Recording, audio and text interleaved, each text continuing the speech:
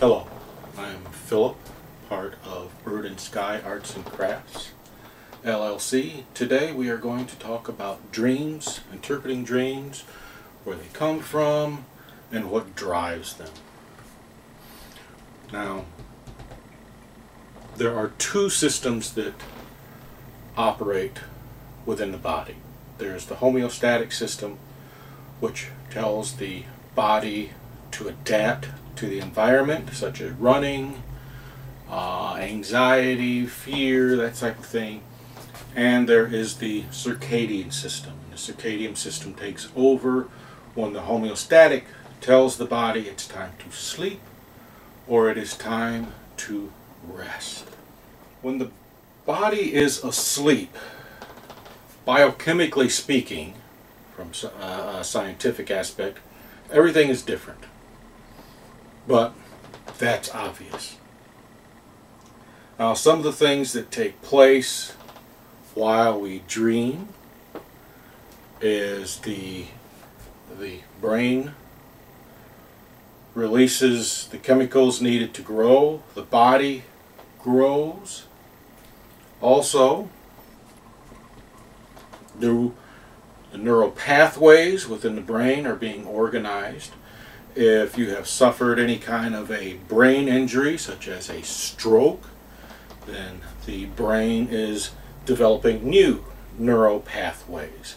The brain itself is very plastic and can repair itself if given time.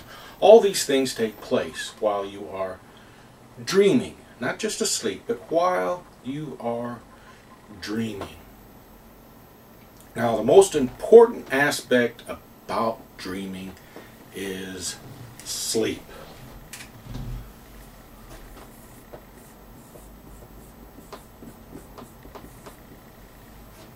That is the most important aspect to dreaming, is sleep. Because, as I pointed out, when we sleep, the body grows,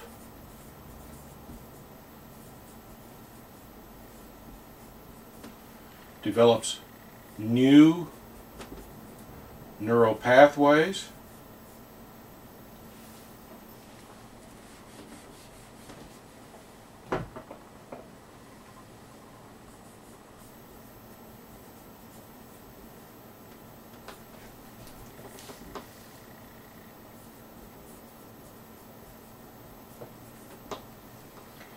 and organizes.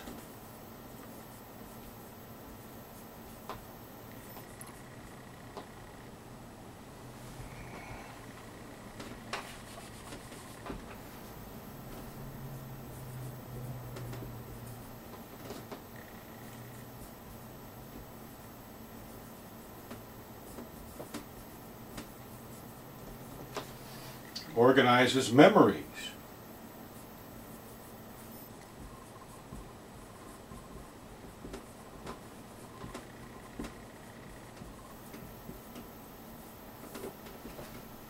These are just some of the important ones right here. Now, sleep occurs in 4 stages.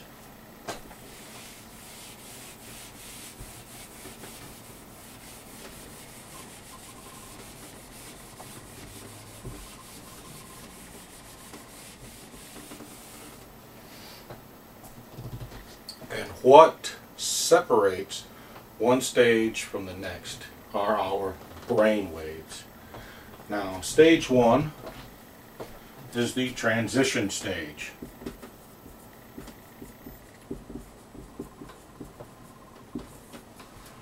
Now, this is where we have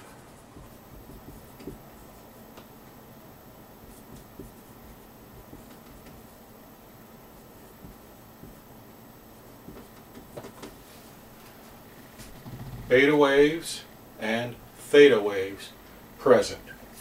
Now, beta waves are those brain waves that are most significant during our thinking processes. They also appear in jagged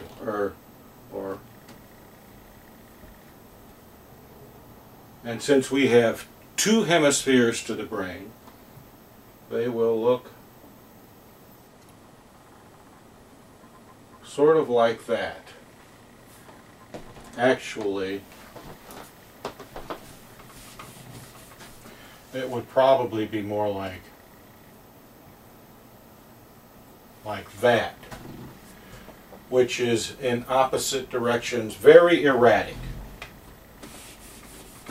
Now, as we start to sleep, going through the transitional stage, they start to do this.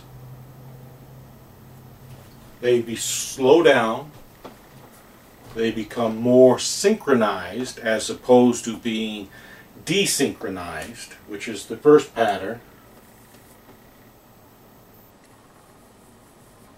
That kind of looks the same, but they are different, and as we start our transition stage, they begin to synchronize more. Now, incidentally, for those of you who practice mediumship or even psychic readings, this is the state that we want to be in, because it's during that state that we are able to I guess the thing would be to see into a different realm. Also, for those of you that meditate, this is also what happens into the brain, and this helps the brain to reprogram itself. Now, also we have theta waves.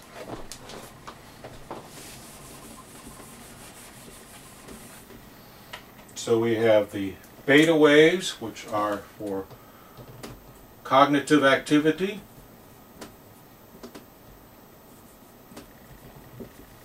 The theta waves they represent our emotions. They're more emotional.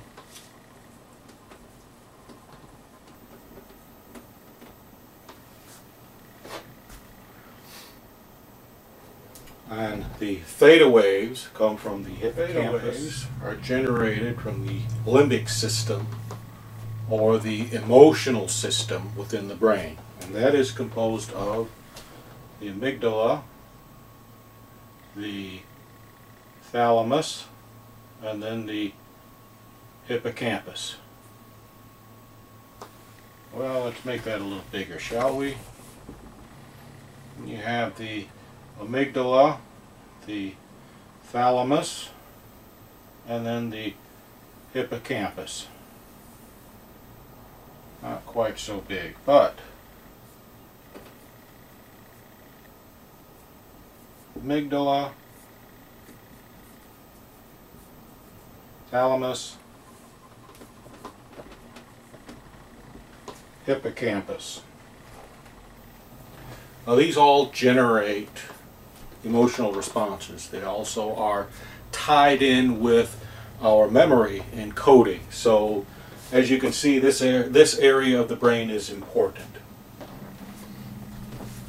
Now, that's the transitional stage. As we move into stage 2, the beta waves kind of disappear, the theta waves increase, and then you have the delta waves,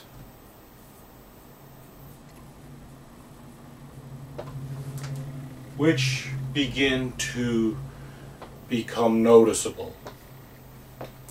Now, the delta waves are generated from the deep brain area. And as we move into stages 3 and 4, the delta waves become stronger, as do the theta waves. Now, brain waves are those electromagnetic pulses that the brain puts out. Now, as you can see from this, each different portion of the brain will generate different types of waves. Now, these waves, or vibrations, if you like, operate on different frequencies. They may also even be the result of the cells within the brain communicating with each other.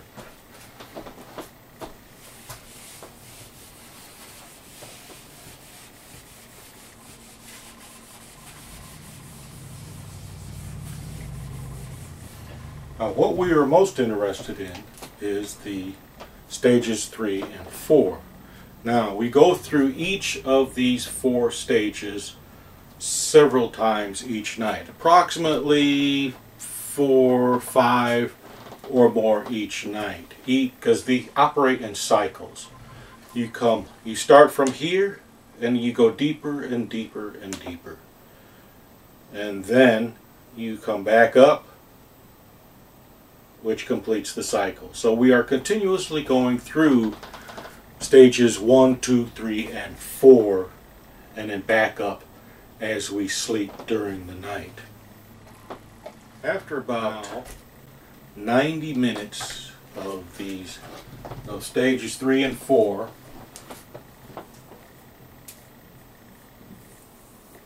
we begin to dream. Now, it's this stage 3 and 4 where we enter what is called slow wave sleep. Now, what happens when we begin to, as we start moving through these stages? Stage 2, everything, the bodily functions begin to slow down. Stage 3 and 4, heart rate has slowed, breathing rate has slowed, blood pressure has gone down, until we go into the dream state, which is also rapid eye movement state, or commonly known as the REM state. Now, it's when we hit to this state that the mind becomes active. It just explodes with activity. Now, remember what we said about the beta waves. The beta waves are for cognitive activity, thinking, problem solving. The theta waves are for emotional processing and memory encoding. Now, it is these that become active. So, again, we've got the amygdala, the thalamus,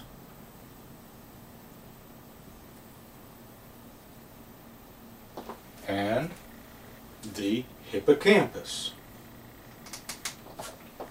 Emotions start to surge to the surface. Now, we've also got the cortex, which is that wrinkly stuff or gray matter in the mind. Now, here is what is called the executive functioning area. Now, this area is where, and that's right here, this area is where all our thought processes, the majority of our thought processes take place. Our problem solving skills are here. Our math skills are here. Our reading skills, everything that's cognitive is here. However, there is one little area known as the prefrontal medial cortex, right there, which is responsible for our social activities. This is where the embarrassment response comes from. This is where our social skills come from. All of that takes place here. Now, this is the only part of the executive area that is still functioning. Other than that, while we dream, the rest of this is suspended.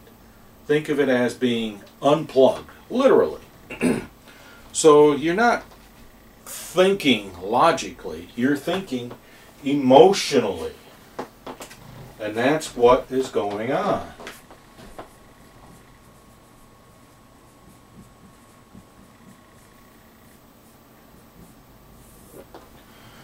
we are thinking emotionally. Now there are two states of dreaming that we can experience. We can experience the REM state, which is that, of course, everything is about emotions. And then there is the non-REM state. When we wake up, 9 times out of 10, 95% of the time, we wake up here. And we can remember.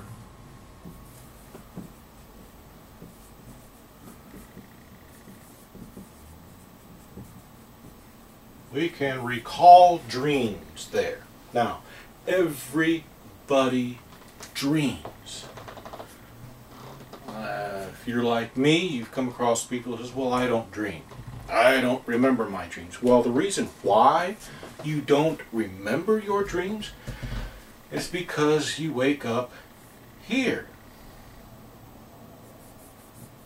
No recollection. Whoops, there goes my spelling again.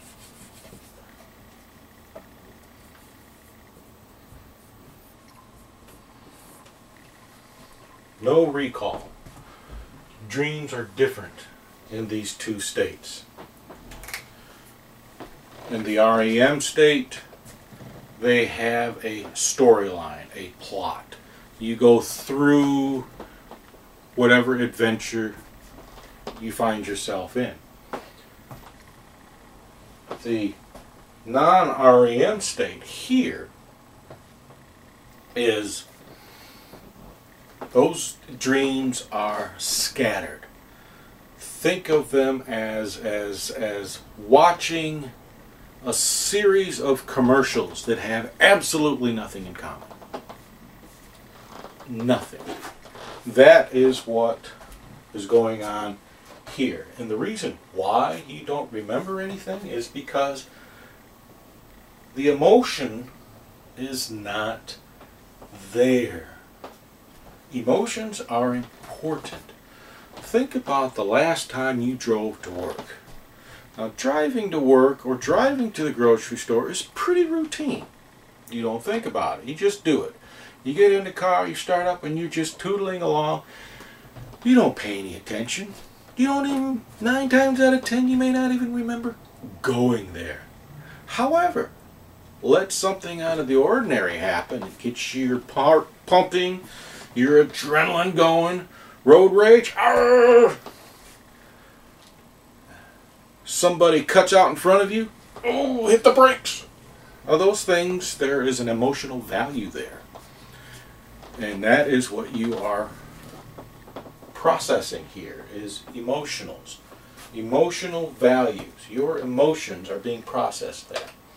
And it's during here that they are being processed. Research has shown that sleep activates this area of the brain, which is also known as the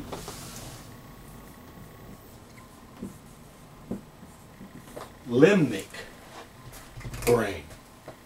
Now, it is because of this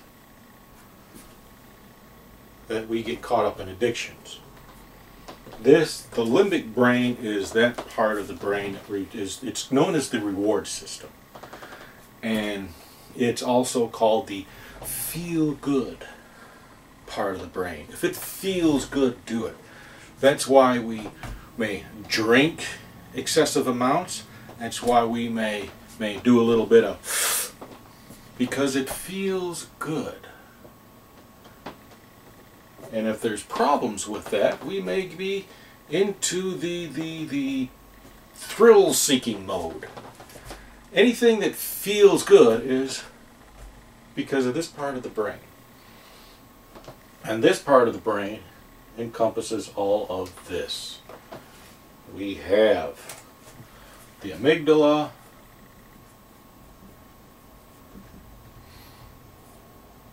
thalamus, and hippocampus, plus some other smaller parts of it, but that's primarily it. And this is so the limbic area of the brain comes alive. The other part of the brain that comes alive is the visual cortex. Now, as far as the brain is concerned, we are awake, and it's the cortex itself that is active, not the eyes. And if you notice, when you're dreaming, you don't need glasses because everything is crystal clear in the dreams.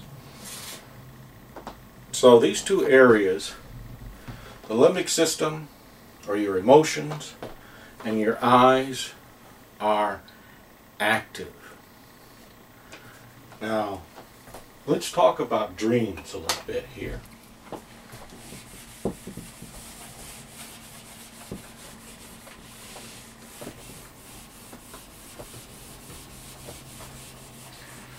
Now, there are two types of dreams that we experience. There is the REM state of dreaming and the non-REM state of dreaming.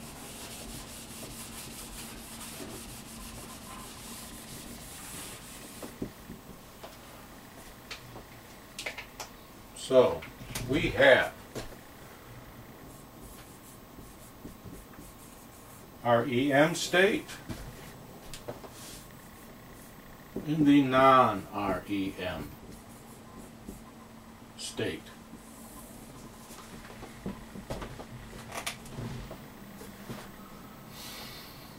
What separates the two is the quality of the dream.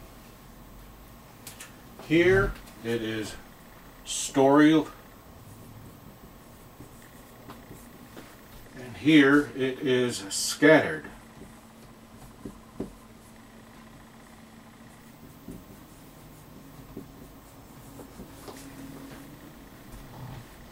So we have the story format and we have the scattered format. Now, under the REM, you can be anything in the dream. You can be observer,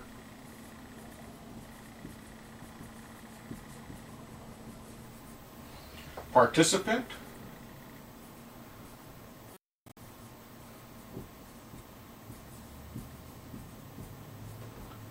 an object,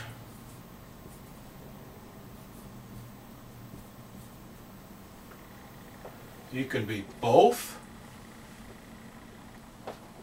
observer and participant. You can even, well, I don't know how the best way to put this, but you can even be a double. And this is tied in with this. And in one instance in a dream I had, I was an observer and participant in the dream. I also saw myself in the dream. So that's what I mean by the double. There can be two of you in the dream, which can really be confusing. Now, with the non-REM state, you tend to be, well, you remain scattered, but everything is sublime.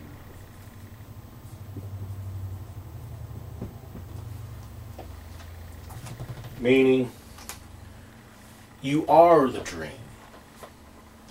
And it's hard to describe what that actually means, being you are the dream.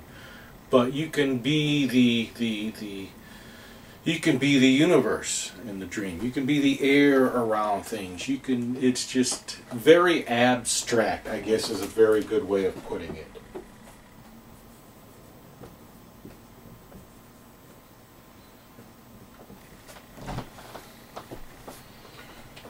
So the non-REM state is scattered. very subliminal, abstract. The REM state is more like a story. You can be observer, participant, you can be an object, you can even be a double. Bottom line is remember,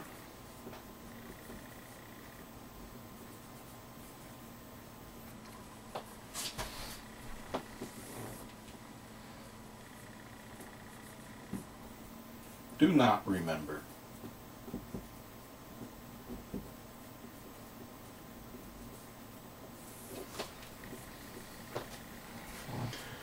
Essentially, that is the difference between the two dreams. Very subtle. Where do dreams come from? They come from all around us. The books we read, the TV shows we watch, the movies we absorb, the friends we associate with, the people we argue with. It comes from all over. But it's not about where they come from. It's more of the flow of dreams. How do they move through? How do they begin? Well, our dreams, like everything else in life, begins with the most simple part of the brain.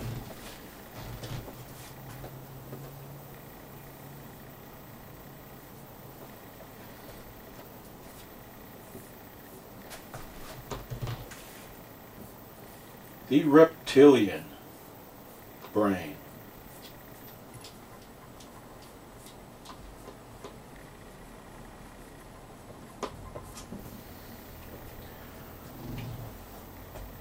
From here, all of our autonomic functions are maintained. Our heart rate, our breathing, the blood flow, everything that is automatic is controlled from this part of the brain. Now, the reptilian brain is all about survival. That's it. That's its main concern, is surviving. That's why the heart rate, the breathing, it's all automatic. Because it's part of survival. If you're into the chakra energy system, all that energy from the root chakra flows through here, because the root chakra is about survival. Its most simplest forms.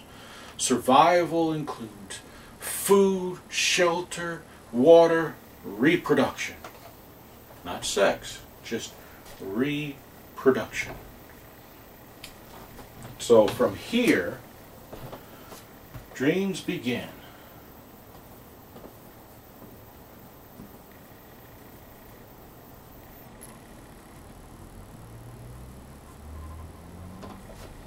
We move into what is known as the mammalian brain. Now, we've talked about the mammalian brain. It is composed of the amygdala, the thalamus, the hippocampus,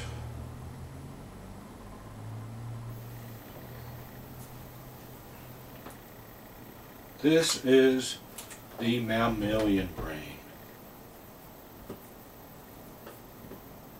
Whoops, I don't want to do that like that.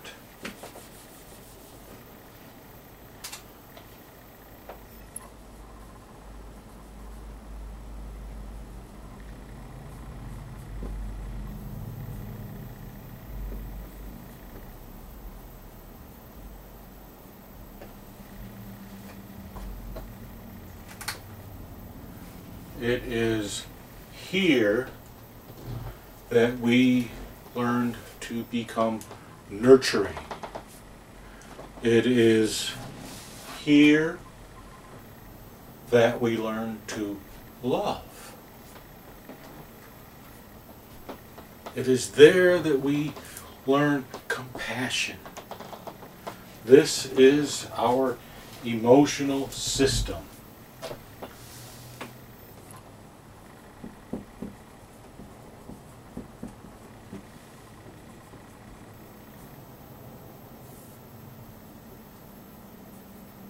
Or the limbic system.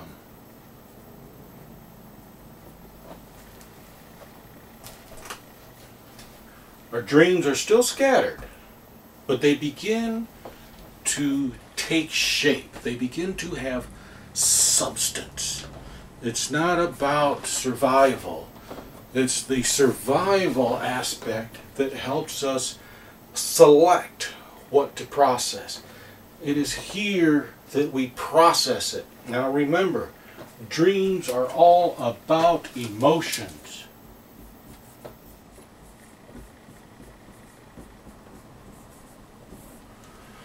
They are all about emotions.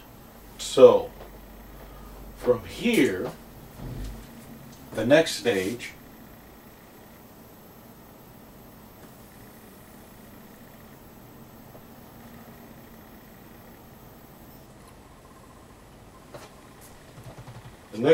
is when they move into the prefrontal medial cortex.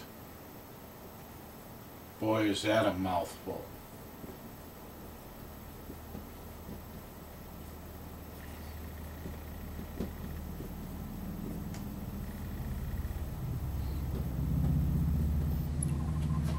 Now, we talked about this. We talked about your executive area being right here, and it's disconnected. It's not working. The prefrontal medial cortex is about our social intelligence.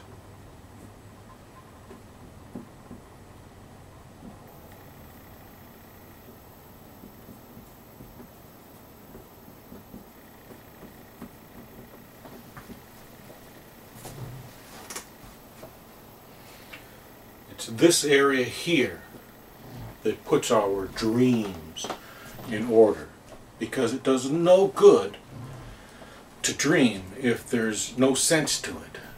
So they move from its simplest part. This is what determines the type of dream, because it deals with survival, and survival can involve our self-image, because all of the dreams that we experience are about us. Your dream is about you. Your dream is about how you see yourself. It is about your self-image, your self-esteem, which is the value you have for who you are. Everything that deals with the self is what dreams are about. So, it starts there. It moves here. Now, in the limbic system, it operates on emotions, strong emotions. So if you had a good time, you're going to dream about it. If you had an argument with someone, a very heated argument, you may dream about it. If you watched a scary movie on TV, like Freddy Krueger's Nightmare on Elm Street, you get this anxiety going on and the fear and everything. That may be what you dream about. If you read about something that gets you emotionally worked up, all of that gets processed right in there. But it's when it hits here where it all begins to make sense. So, your dreams are probably going to have something of social value. Why do we dream? What is the purpose of dreams?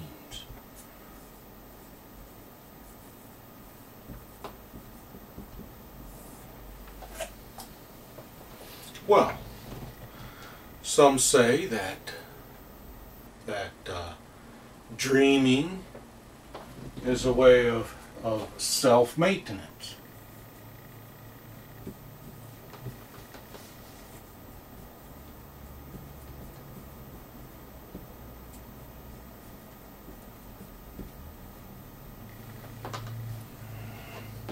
It's a way of self-maintaining ourselves, or restoring our fragmented selves.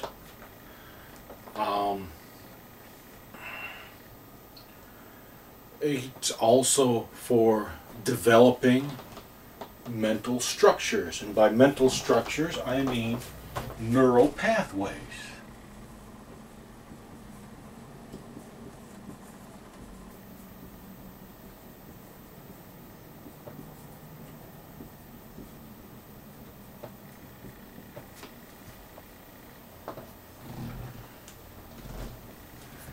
And now there's more to the neural pathway aspect than creating new ones. It's strengthening old connections. You know how you seem to forget something, it's right on the tip of your tongue?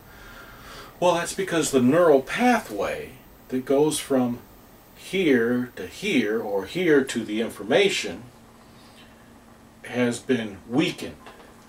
And there are a variety of ways this connection can weaken. One is a brain injury, such as a stroke. Another is that it's not recalled very often. If you don't use something, it's like me with names. If I don't use your name regularly, at least 3 or 4 times, it doesn't get stored up here, so that the next time I see you, there's a very thin line connecting me to your name because I haven't used it. However, if I use it frequently, then that connection becomes stronger, thicker. So, those are 2 things. Self-maintenance, meeting your self-image, neural pathways, your memories and such. Now, there is also a Deidre Barrett, I believe, who is a dream researcher at the Harvard Medical School, believes that dreams help us work out problems. Whoops.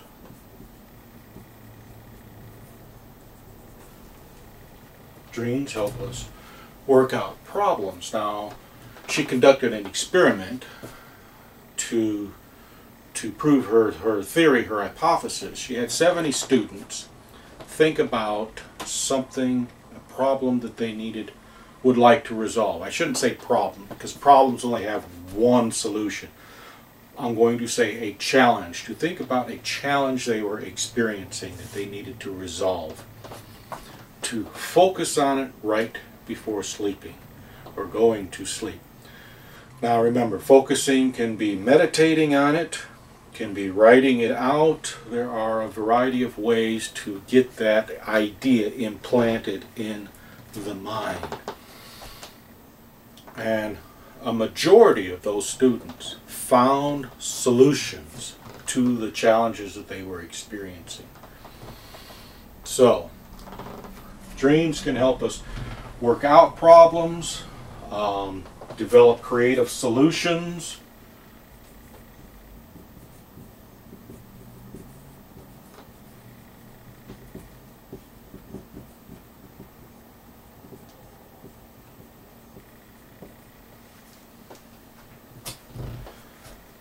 There are a variety of things that dreams help us. They help us work out conflicting emotions, problems that we're having. You know, some think that they help us develop survival skills. Another suggested that dreams are the noise the mind makes while doing its homework. So there are a lot of things, activities that dreaming help us do. But they're all connected to the mind. They keep the mind and the brain healthy. There are a variety of ways that we can remember our dreams. However, one thing to keep in mind is 94% recall REM dreams and 5% recall non-REM dreams.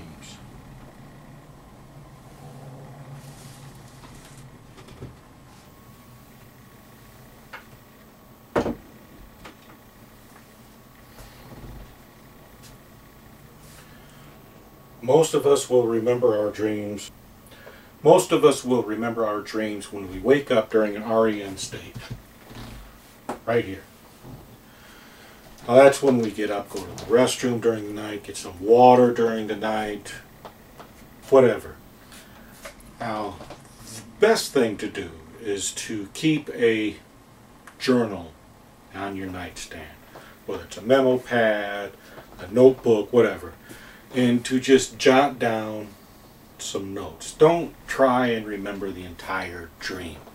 Write down the highlights. The highlights will help you remember your dream later. Now, I've used this method in the past. And the nice thing is, once you get into any of these habits, it becomes much easier to remember your dreams. So, and like everything else, do things that are going to promote a good night's sleep. Don't go out for a brisk walk 2 hours before going to bed. Don't eat something heavy like a sandwich 2 hours before bed. If you want a snack before sleeping, grab an orange, an apple, fruit, something light. You know, that is ideal.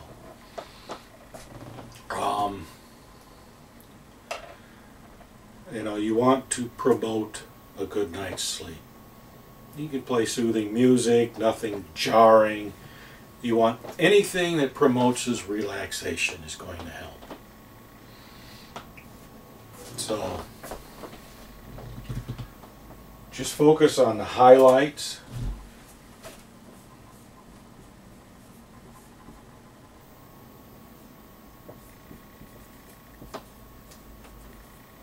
Don't worry about the details.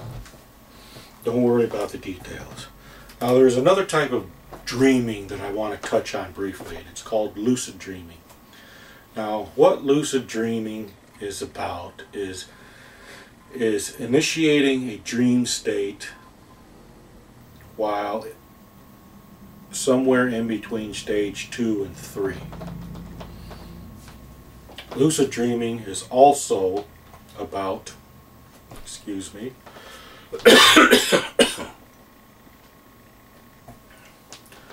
lucid dreaming is also about being aware of your dream. So if you're aware of your dream and you know you're dreaming and you're having a disturbing dream, you can change it. You have the power to alter your dreams. So it's not that it's what God gives or how can I control that. You have the ability to. It just takes a while to develop it. And having an awareness of dreaming helps. I've used this on numerous occasions. As an example, I had there was one time I was dreaming of being in a meat locker or in a building with several meat lockers, and hanging on the hooks was not sides of beef or pork. It was sides of people, thighs and bodies and such. And because I knew I was dreaming, I immediately went to a door, stepped through the door, and into a different dream. So that gives you an idea. Now, interpreting dreams. We've covered remembering your dreams, and the best way is to just have something there to write it down, focusing on the highlights. Now, when it comes to interpreting dreams, dream interpretation is, well, it comes with experience. It's a skill that is developed through experience. Books are helpful. They have their place. But good dream interpretation is going to come through experience. And the only way you're going to get experience is to just do it. So, some of the things to keep in mind while interpreting dreams.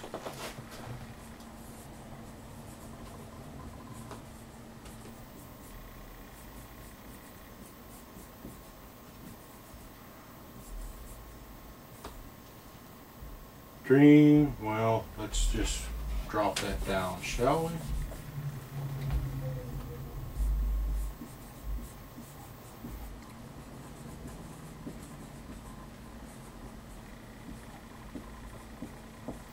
Dream interpretation. Now, the first thing to keep in mind is, what have we been talking about during this whole time? Emotions.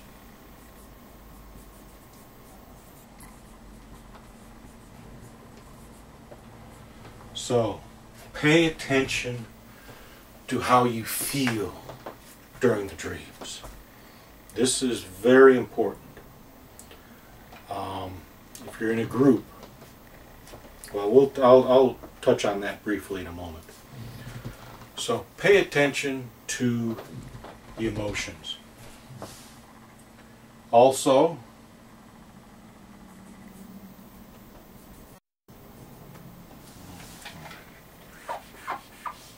don't worry about getting the details. Focus on what sticks out.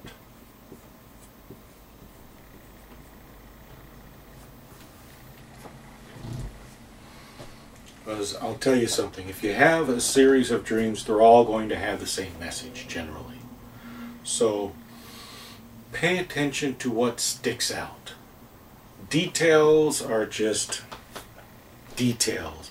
A scratch on the side of a car is not going to have that much bearing on the dream as a red car, a red sports car, and you drive in the passenger seat. Yeah, a red sports car and you in the passenger seat is going to have more of an impact than a red car with a long scratch on the door, white leather interior. If it's important to you, then yeah, write it down. But if it's not, don't worry about it. Focus on what sticks out. That's going to be more important. Now, the other thing is, if you're going to use a book,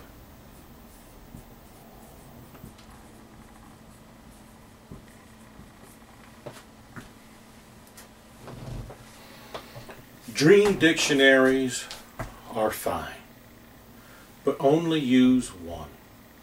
If you're using more than one, you are sugarcoating the information for yourself. You're looking for a definition that you like. So you only want one. You only want one dream book.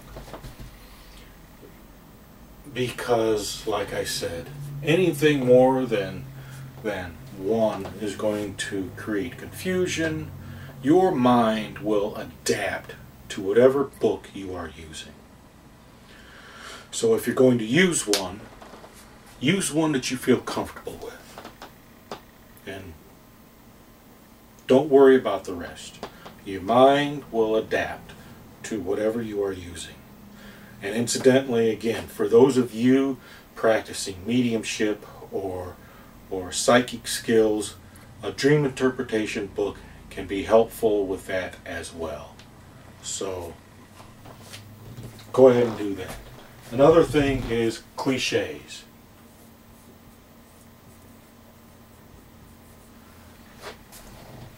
Any other time you're told to avoid cliches are good.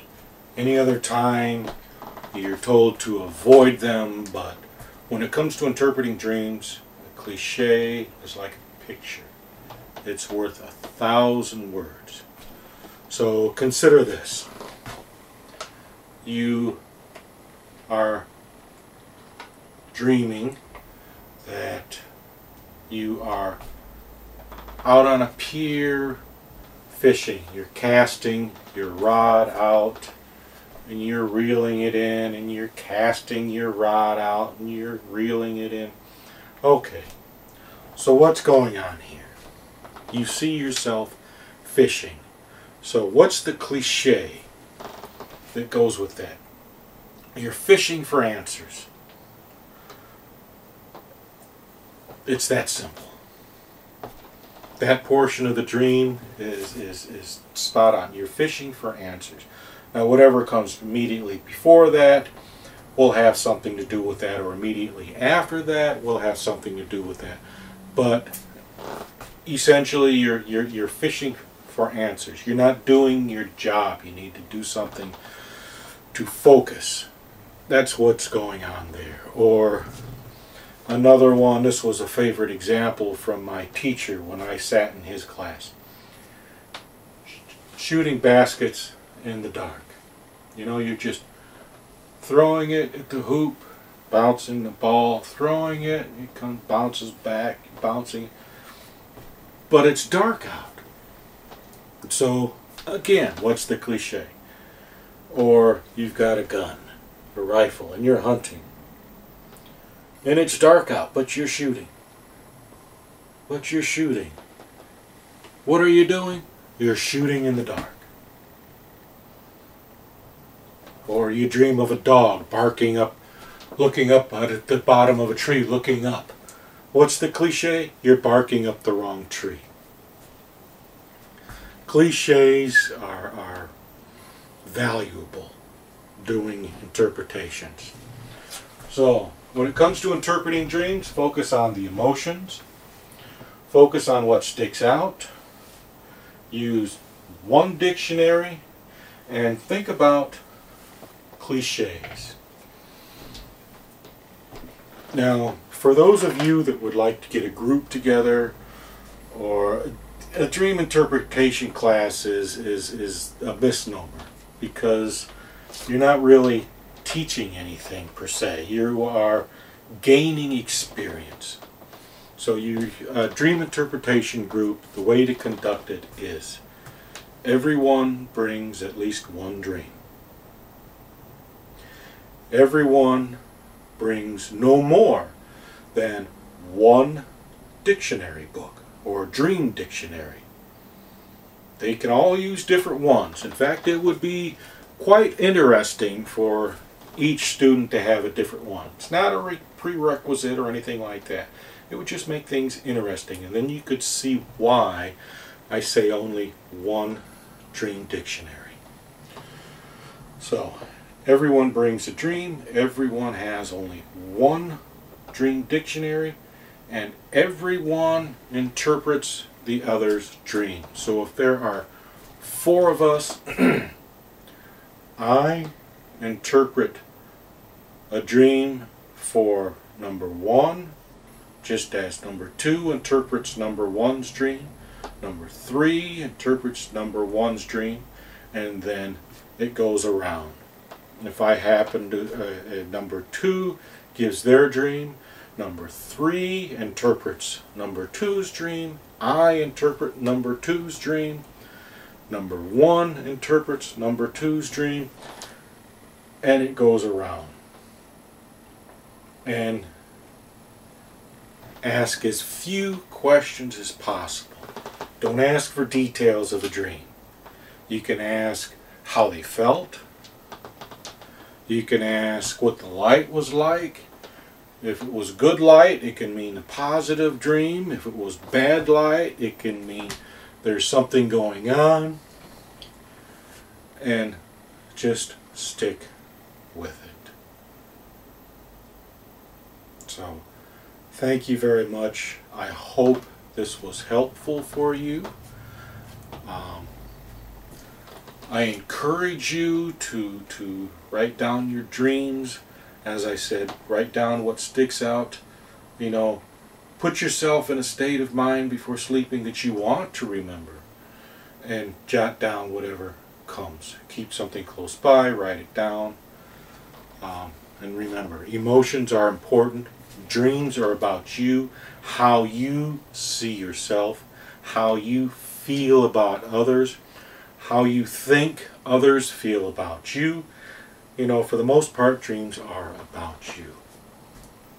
So, be sure to visit my website. I will have the article related to this video available for you to look through. I also have a couple of books available through Smashwords. The first is called The Recreator Being, which is, it focuses on a lot of the strategies that I use to change the person I was into the person I am today, to change things around for me, my outlook on life. The second book is called Creation by Design, The Attraction. That focuses on some of the myths of the law of attraction, and it talks about becoming an attractor. It discusses what it is that you're attracting. It makes some recommendations on what to do if what you are attracting is not helpful to you.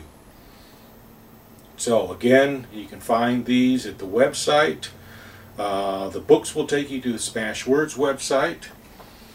And thank you very much for your time, and have a pleasant journey.